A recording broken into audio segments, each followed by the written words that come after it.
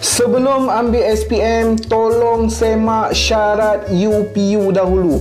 Dia punya tajuk kan tak beragak. Baik, saya nak cerita pasal apa?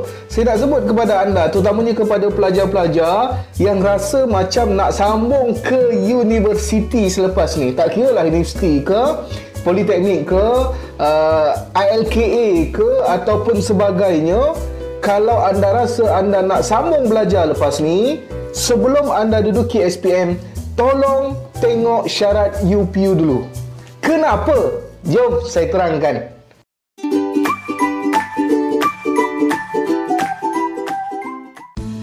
Hai, Assalamualaikum warahmatullahi wabarakatuh. Padu, apa khabar anda semua? Dan saya harap anda semua berada dalam keadaan sihat dan sejahtera.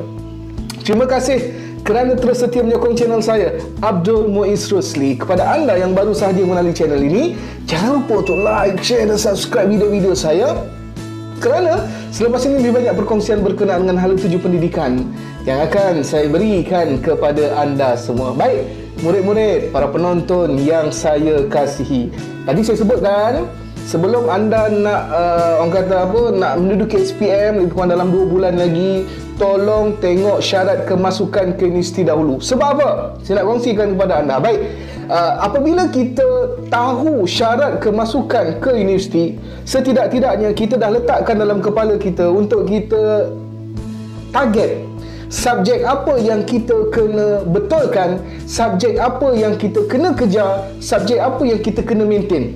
Sebab apa, murid-murid sekalian? Tak nak nanti terjadi dah habis SPM, dah dapat keputusan, baru anda rasa macam nak semak syarat kemasukan ke universiti, tapi pada waktu itu anda dah tak boleh nak ubah apa-apa lagi sebab keputusan dah keluar. Jadi sebelum keputusan keluar, saya cadangkan anda untuk semak dulu syarat kemasukan ke universiti, dan sekiranya anda rasakan program yang anda minat itu syaratnya anda boleh capai, anda masih ada masa untuk baiki keputusan itu sebelum SPM sebenar menjelma.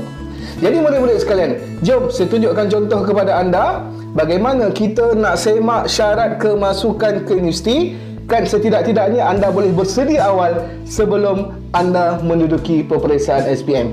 Okey, jom kita mulakan. Sekarang ini kita buka laman web upu.mohe.gov.my. Okey, sekejap. Okey, kemudian kita tengok e-panduan. E-panduan. Baik murid-murid sekalian, sekarang ini kita semak di bahagian syarat am dan syarat khas program. Tepi ni. Tengok dekat tepi ni, syarat am dan syarat khas program. Tengok di bahagian SPM. Okey, sekarang ni murid-murid sekalian, nampak tak? Dia ada carian berdasarkan IPTA, kategori, aliran dan sebagainya. Okey, saya bagi contoh lah. Katakan kita ambil bidang. Kita buat carian berdasarkan bidang. Jom kita pilih bidang, katakan accounting and accounting. Kemudian kita tengok kategori.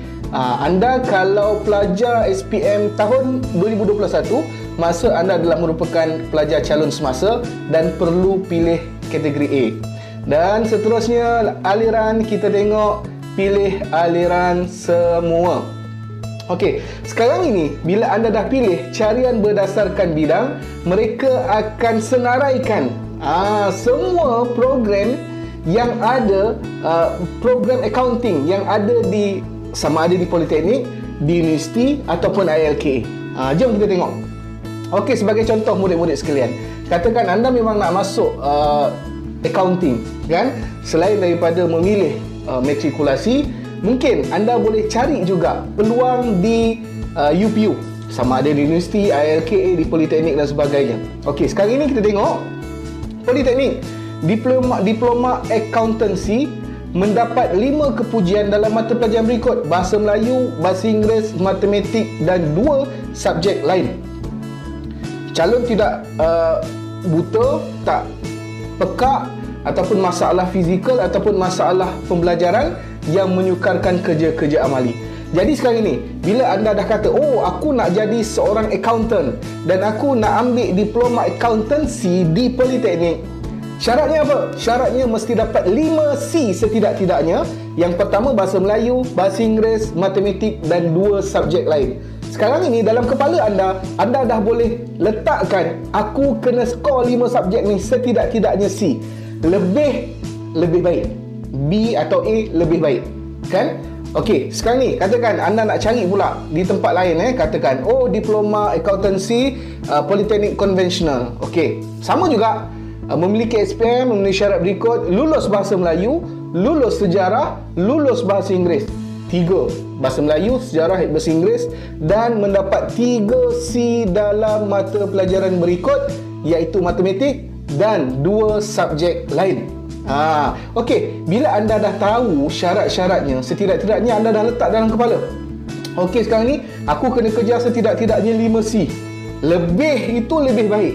Okey, sekarang ni katakan kita cari lain pula. Katakan kamu nak cari engineering, katakan engineering. Okey, engineering. Kalau ada, kita tengok macam mana. Kategori A, sama juga aliran, pilih semua. Dan apabila anda klik, maka dia akan keluar semua yang kursus yang bersesuaian dengan anda nak. Okey, dekat College Community. Okey, UiTM, asasi kejuruteraan. Asasi kejuruteraan di UiTM, apa syaratnya? Syaratnya mesti dapat grade A tolak dalam 1 mata pelajaran dan grade B dalam 3 mata pelajaran. Maksudnya admat, fizik, matematik dan kimia. Admat, fizik, matematik dan kimia, salah satu mesti A dan yang lain mesti B. Anda dah letak dalam kepala, okey, admat, fizik, matematik, kimia, salah satu mesti dapat A. Mana yang aku boleh dapat A? Katakan anda rasa matematik anda boleh dapat A. Jadi pastikan fizik, kimia dan admat mesti dapat B sekurang-kurangnya. Dan bahasa Inggeris mesti B. Maksudnya 4 tambah lagi 5 subjek B. Kemudian apa lagi? Calon tidak punya bla bla bla bla bla bla bla bla dan sebagainya. Nampak tak murid-murid sekalian? Apabila anda dah mula untuk buat carian syarat-syarat kemasukan di universiti, setidak-tidaknya anda dah boleh bersedia berdasarkan minat dan kecenderungan anda, dan anda dah boleh susun dah jadual anda. Subjek apa yang aku nak kena bagi tumpuan, subjek apa yang aku nak kena kejar, subjek apa yang aku kena berikan keutamaan, subjek apa yang mungkin aku boleh let go sikit lah, kan, let go sikit. Subjek apa.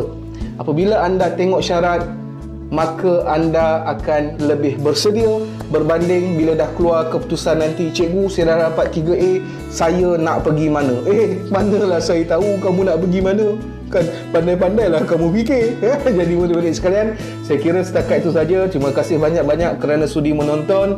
Apa yang saya kongsikan mudah-mudahan insya-Allah akan memberi manfaat kepada anda. Stop wishing, start doing. Fikir-fikirkan, mudah-mudahan segala impian kita akan menjadi kenyataan. Assalamualaikum warahmatullahi wabarakatuh. Padu.